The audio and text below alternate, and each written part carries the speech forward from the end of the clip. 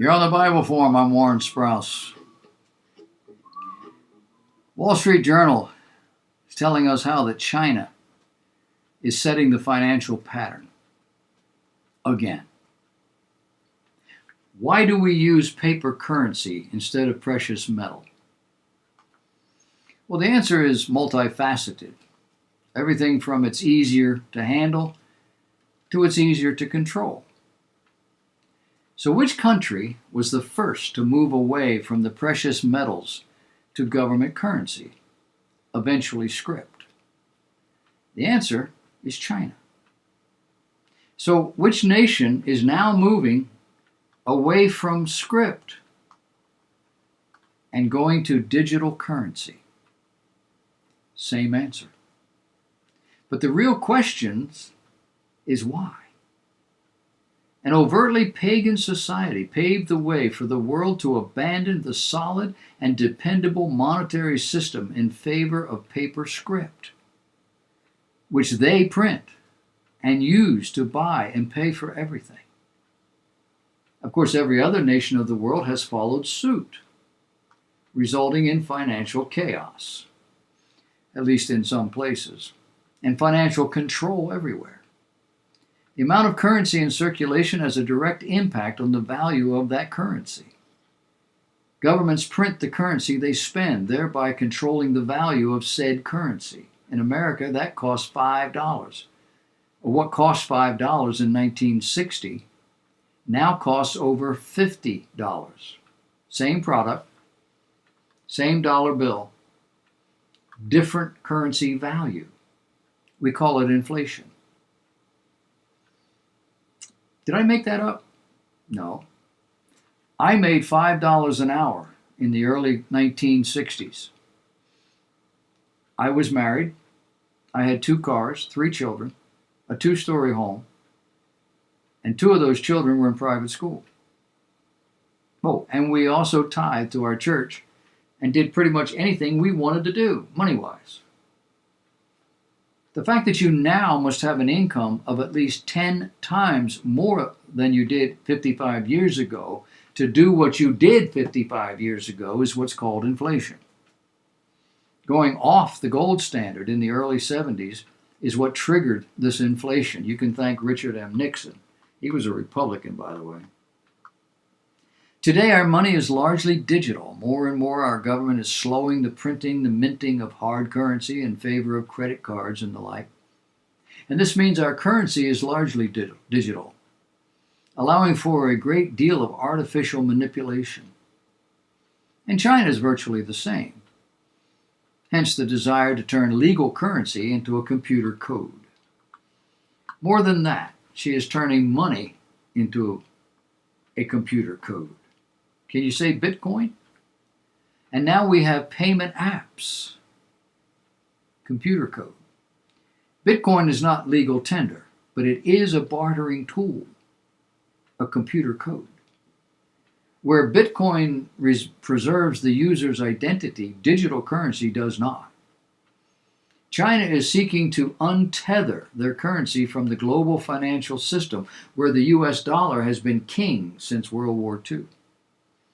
The man shepherding China's project, I can't pronounce it, at the People's Bank of China, admits to, quote, protecting our currency sovereignty and legal currency status, end of quote. What nation now controls the money supply and its value? Yeah, that's right. We do. But that's about to change. Our Treasury Secretary and Federal Reserve Chairman have both said this issue is being studied in earnest, including whether or not a digital dollar makes sense someday. The dollar far outstrips all other currencies for use in international foreign exchange trades, 88% in the latest rankings from the Bank for International Settlements. The yuan was used in just 4%. Digitization wouldn't by itself make the yuan a rival for the dollar in bank-to-bank wire transfers, according to the analysts. But in its new incarnation, the yuan, also known as the renminbi, could gain traction on the margins of the international financial system.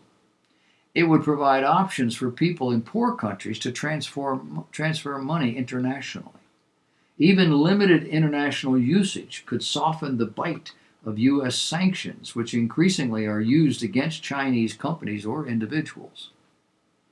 Josh Lipsky, the former International Monetary Fund staffer now at the Atlantic Council think tank, said, quote, "Anything that threatens the dollar is a national security issue.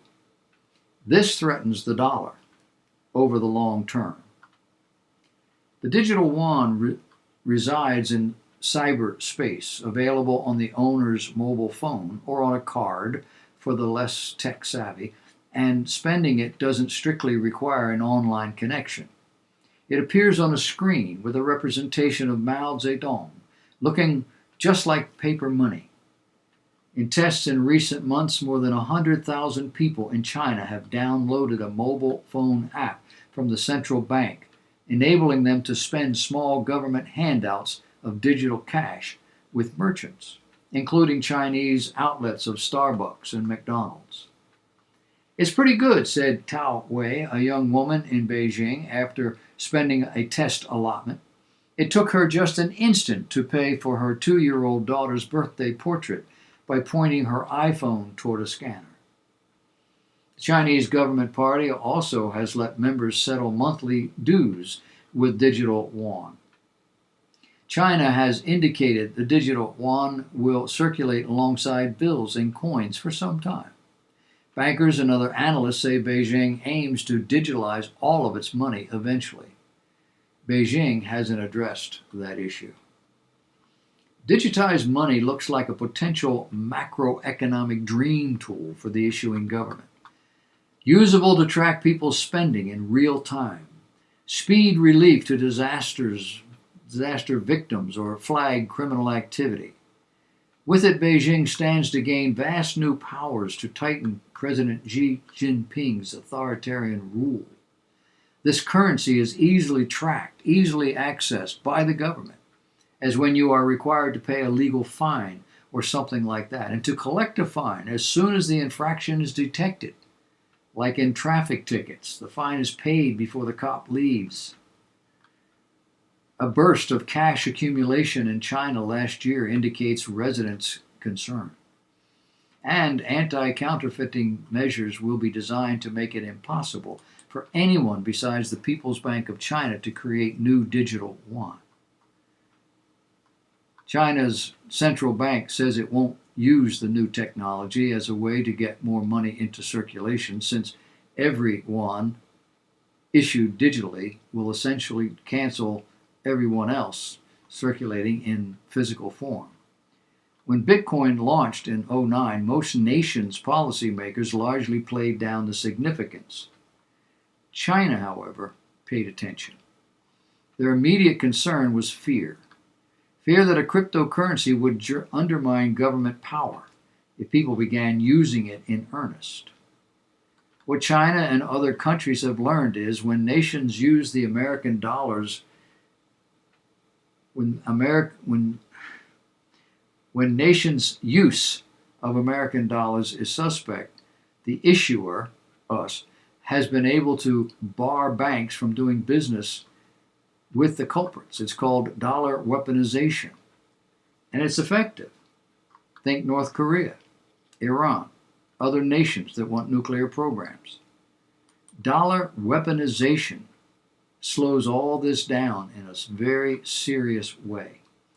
And we have used personal blocking as well. And the reverse is also true. Use of the dollar that benefits us is encouraged. The system by which money is moved around, called SWIFT, is also in jeopardy. Nations will be able to move currency without us knowing or being able to control it. The way money moves is also changing. The digital yuan is designed to move from A to B instantaneously. No middleman. Think central banks. No delays. Again, no banks, no financial apps profit off the fees. When a global TV audience turns its attention to skaters and bobsledders in Beijing's Winter Olympics next February, Authorities are expected to give visiting athletes digital yuan to spend while they are in the spotlight, an indication of ambitions that stretch beyond China's shores. Beijing has also joined an initiative to develop protocols for the cross border use of digital currencies, working with the Bank for International Settlements and the central banks of Hong Kong, Thailand, and the United Arab Emirates. Things are changing, melding into the biblical scenario.